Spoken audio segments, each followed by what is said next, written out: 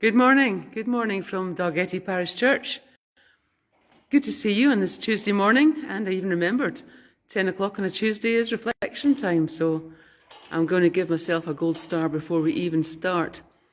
But as you will gather, I hope from now, that we are starting in the church. As we head through Holy Week, we have, for the first time in 3 years, been able to set up our reflection area in the church. And I know that not everyone is able to come and see it, so I thought today we'd give you a tour and hopefully to encourage those who can to come up and spend some time here. Because although I can give you a tour, being engaged in it and being involved in it is more, well, just more. So as we come through the door, we come first of all to a place with some fairy lights, some nice gentle lights, and a space to sit. Because what we want people to do when they first come in is to stop and to think, not to rush through this. I know some people don't have a lot of time, and that's fine, and you may find a place where you want to stay and take things a bit slower, but the stillness here is about preparing ourselves. And some people can just sit in silence and prepare. Others prefer something to do or to read. And so we have various cards for people to sit and colour in, to take away if they wish, or to leave behind for others. We also have a Be Still poem for people to read, and I'll come back to that at the end, and we can read that at the end.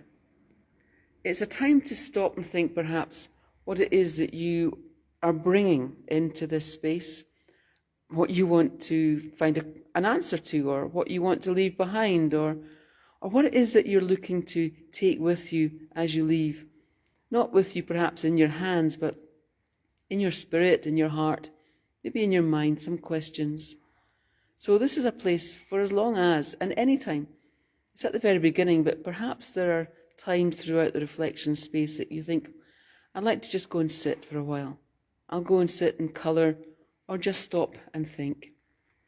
But as we leave this space, we come to a table where we can literally allow our regrets, our thoughts, anything that we want to leave behind to be taken and to be left behind. Whatever it is that we want to write on a piece of paper, and I'm not sure I can write and talk at the same time, but we're probably about to find out. But just to take a piece of paper and to write, I don't know, what would you want to write? Our feeling of busyness, maybe? Just because that is something that I can write with one hand and doesn't take too much effort. But whatever it is, that feeling of busyness or whatever, we can add to the water. And it floats and it stays there. And it's gone, is it? Gone in the water, taken away? Perhaps we feel then, well, actually, maybe I'd like to take that back. Maybe that's something that God doesn't want me to let go of. Maybe I should take that back again. So if we try and take it back, it disintegrates. When we take whatever it is that we want to leave behind to God, it's gone. God takes it. And we shouldn't really even be trying to take it back. So perhaps there's something that you want to leave behind. And whether or not you can come to the reflection area, you can do that. You don't need a bowl of water and special paper. And maybe at the end of that you say, thank you. Thank you for allowing me, Lord, to unburden myself to you, knowing that you are there. At any stage during this reflection, you can come to the candle, to light a candle in the middle of the cross. So we'll get to that later. But at every stage there's an opportunity for you to simply go and do that. We come to the next place. This is the place of the Last Supper. And laid out as a triclinium, as a three-sided table. Obviously slightly longer wings to it for the 13 who be gathered round there at the Last Supper in Jesus' day. But here too there's a time to perhaps remember that it was a Passover feast where people were celebrating freedom from slavery, but also to think that this meal that Jesus shared with his friends was to mark that freedom, but also to give a different freedom and a greater freedom, a freedom that would come to us through his death and resurrection, through his teaching as we learn about it, but that wonderful presence that we have with God. And here you're invited to take grapes, to take a piece of matzo, to take a card of blessing, and to go on your way, rejoicing that we are fed by God, not just at this special table, but every table and every day. And again, perhaps we want to go and light a candle to say thank you. We turn to leave again, and as we do so, we go past the cross in the centre, where at any point, at the beginning, at the end, at any time, you can come to light a candle, to sit and pray, to think. Candles on the cross in the sand, or leave a candle on the table, or take a candle with you, to take home, to remember this experience. But as we pass the cross, we come to a darker place. Darker because this was really night time when Jesus came to the Garden of Gethsemane. But as you come in here, in the dim lights, it's surrounded by plants, by greenery, and there is within this wonderful peace and stillness and quietness, there is an aroma. For on the table we have, with the help of some very good friends, placed the scent of frankincense and cypress, with a meditation for you to sit and go through, with the two different scents, one to still us and one to prepare us and give us a strength for what is to come. For we know very well that when Jesus left the garden, he would need all the strength that he could muster to continue that journey. And he did.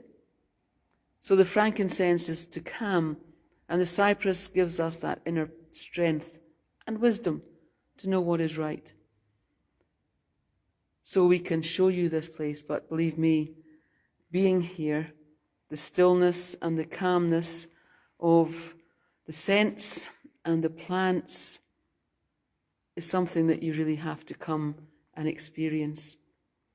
And again, the opportunity to go and light a candle after this, if you wish, or to continue round and to continue to a place where, well, it's very modern tech. We've got a CD player, not quite modern tech, I have to say, but on this CD player, with headphones or earphones, there's many there to take. You can take one, use new headphones and take them away.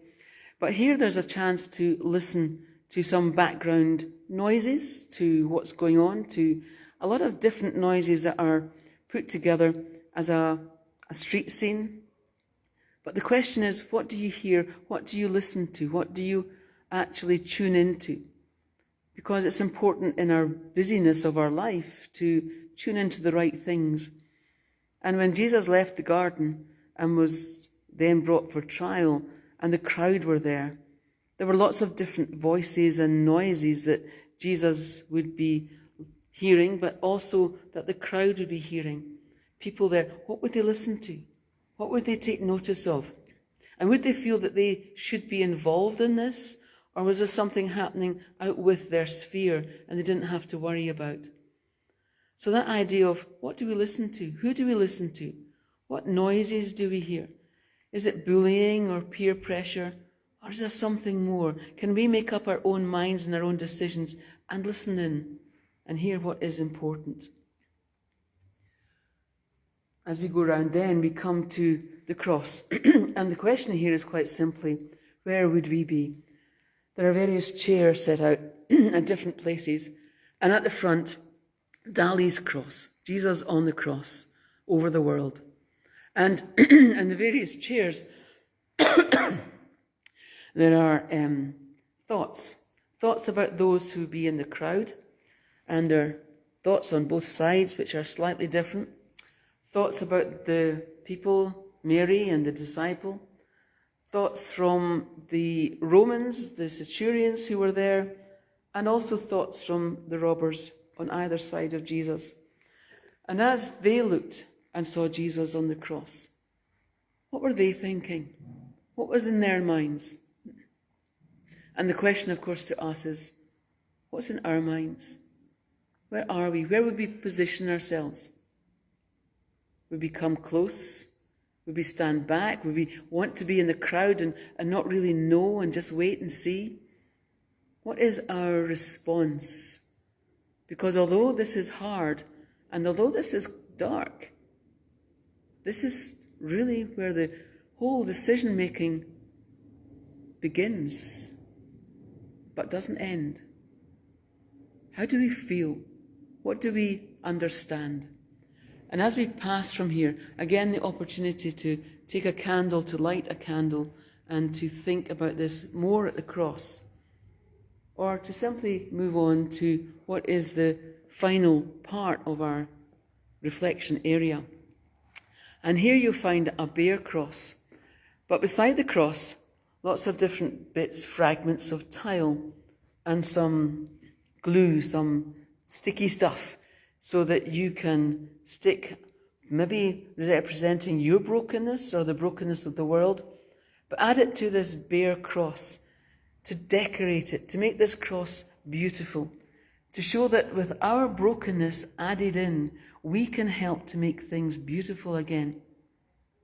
Add the pieces, say a prayer, and in doing so, maybe respond to Jesus' gift to us and give our gift back. We come always at the end of this, our reflection time, to this wonderful cross where we can light candles for people, for situations, for what is happening around the world. We can add our prayers and we can sit and simply be. This is a place then where I hope there will be something for everyone to express the events of Holy Week in a way that touches us today, that is meaningful for us today. As I said at the beginning, perhaps you would want to, at the end of your time in reflection, come back and listen to that prayer of stillness that we are meant to know through Jesus, a prayer of stillness that perhaps will speak to us today. Let us hear that now.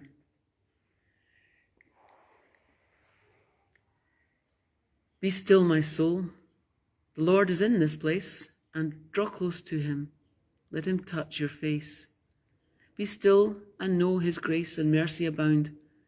Feel his pure love inside and all around. Be still, my soul. The Lord is by your side. Reach out to him. Let him be your guide. Be still and know his guidance never fails. Surrender to the dark. Trust he is the spark. Be still, my soul. Come, rest in him. He is your light that shines when life feels dim.